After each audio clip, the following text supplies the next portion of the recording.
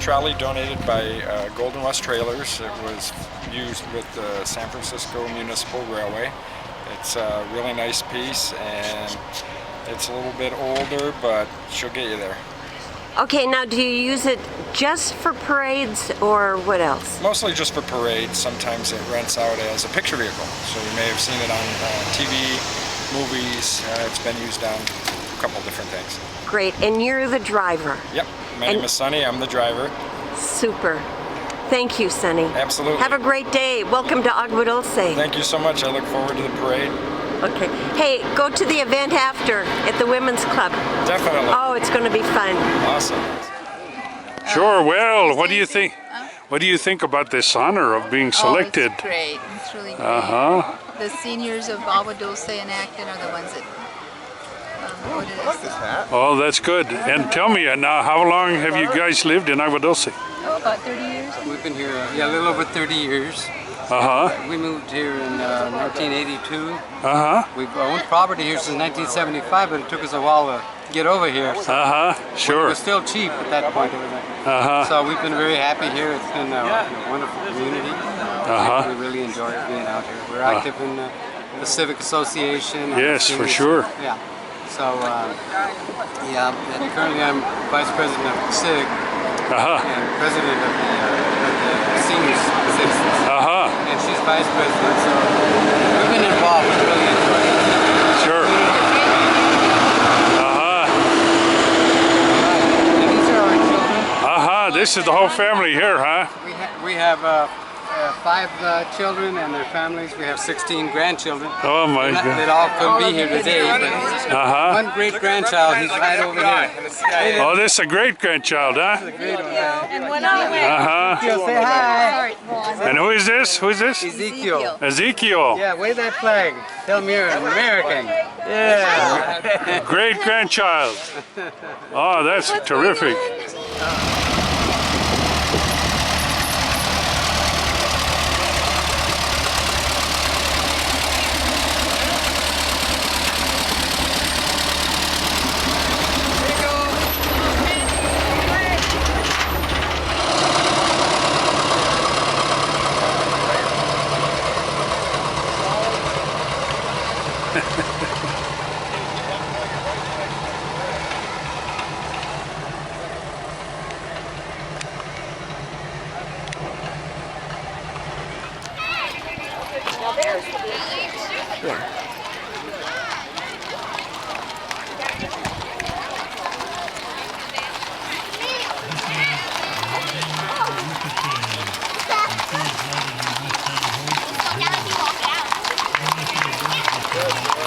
Could I have one?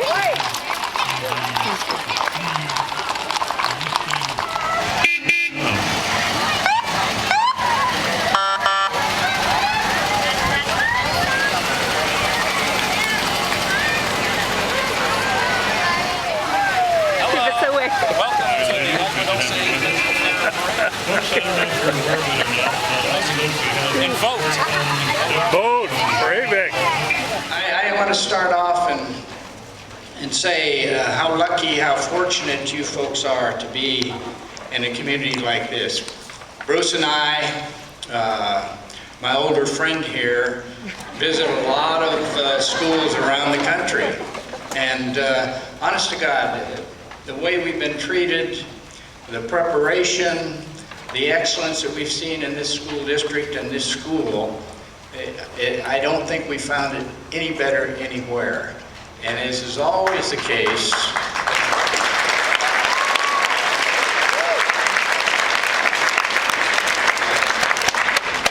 it's, all right, I'm talking. As is always the case, it's a function of leadership. There's no question that you have great leadership, and we're just excited to be here. I know you're excited to see me, the greatest helicopter pilot that ever lived, and the second greatest helicopter pilot that ever lived. You get them both in the same place. But many years ago... Is it hot? Don't pay any attention to that. The Medal of Honor Society You talk about character, and you talk about courage, and you talk about sacrifice, and you talk about patriotism, and all those great things. Character is what we're really about. The character development program of the Medal of Honor Society. Character, of course, is defined, they say it's who you are when nobody else is around. But character really is the you that God knows. We're here to teach young people things that this medal symbolizes. Courage, sacrifice, patriotism, and things like that. Have you got anything intelligent to say? Well, aside from your not realizing who was the best helicopter pilot, everything you said I agree with.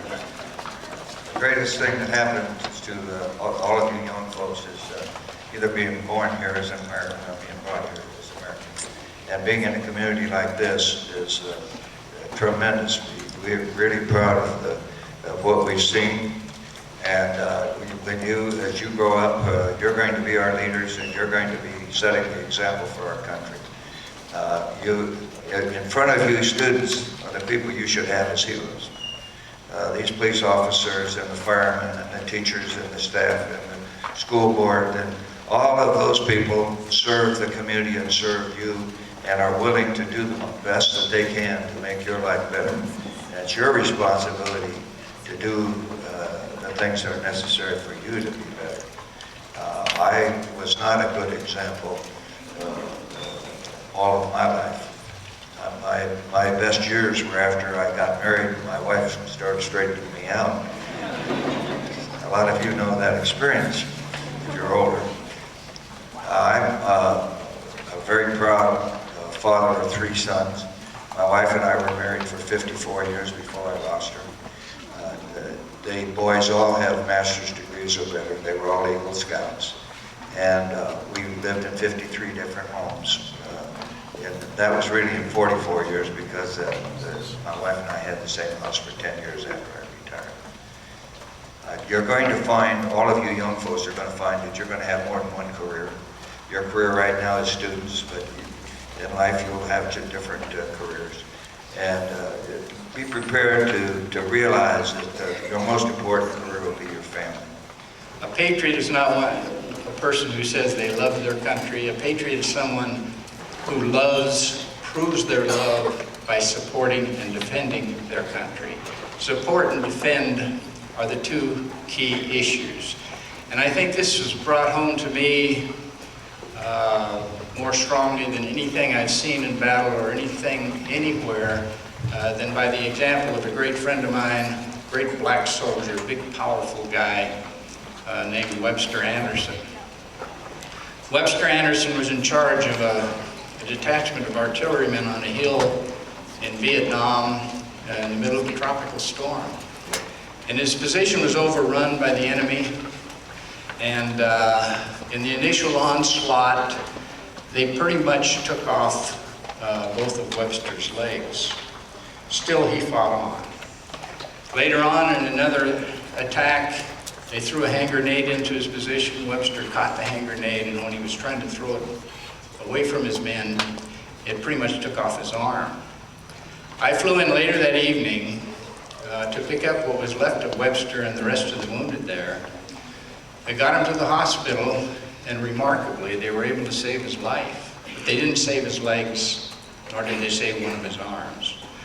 Now, Webster and I became very close. He thought I saved his life. Truth was that the physicians were the ones who saved his life. So we would go to gatherings like this, like the classrooms.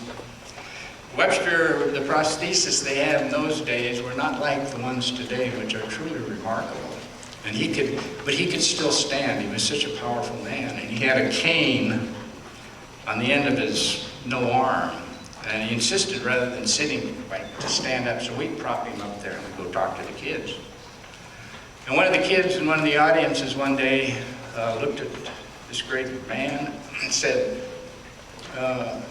Mr. Anderson, knowing what you know now, that it would cost you 2 legs and an arm, would you do that over again? And Webster looks at the kid and he says, young man, I've only got one arm left, but my country can have it any time they want.